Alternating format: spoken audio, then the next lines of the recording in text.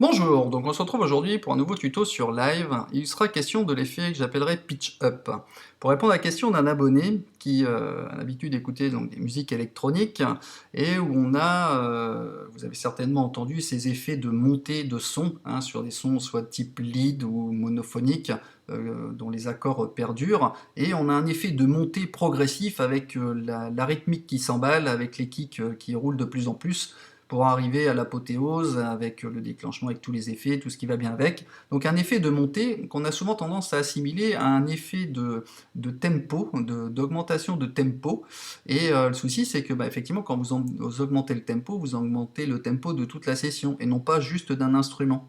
Et donc, justement, je vous montrais qu'en fait, c'est l'effet de pitch qui donne l'illusion qu'on change de tempo, parce qu'effectivement, on change quand même la hauteur, hein, mais c'est un effet bien particulier qu'on peut faire très facilement grâce à un instrument virtuel ou un instrument MIDI.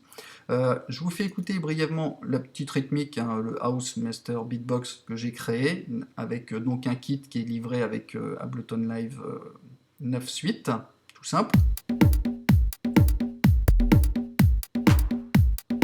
Voilà, tout simple. Et ici, l'effet, donc le Harp Poly Lead, que vous trouverez donc dans les Sound Synth Lead Harp Lead.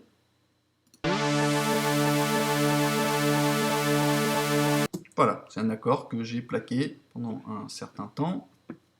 Voilà, tout simplement. Et à la finale, qu'est-ce que j'ai fait? Eh ben, je vais vous faire écouter et on va l'expliquer juste après.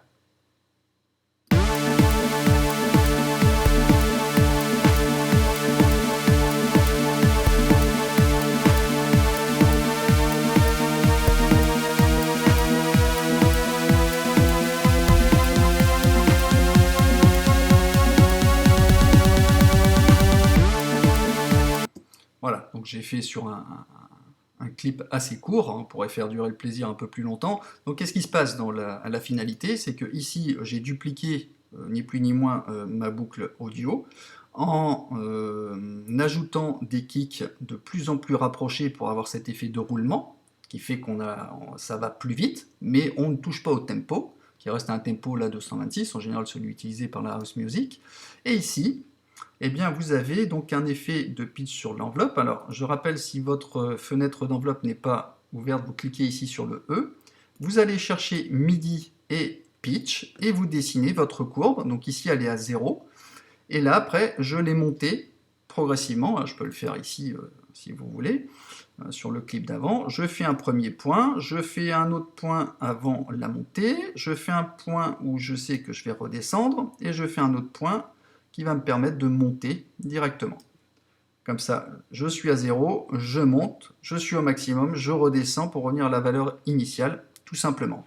On va écouter celui-ci.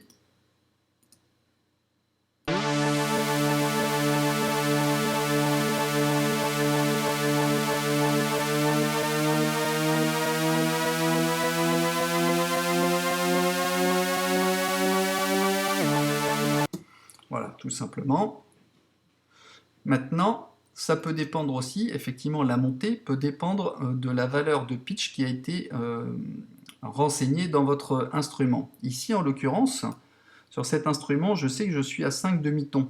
Donc je peux le mettre à 12, de façon à monter l'octave directement. Et là, vous verrez que la montée, bien que le temps soit le même, la montée on aura l'illusion que la montée est plus rapide.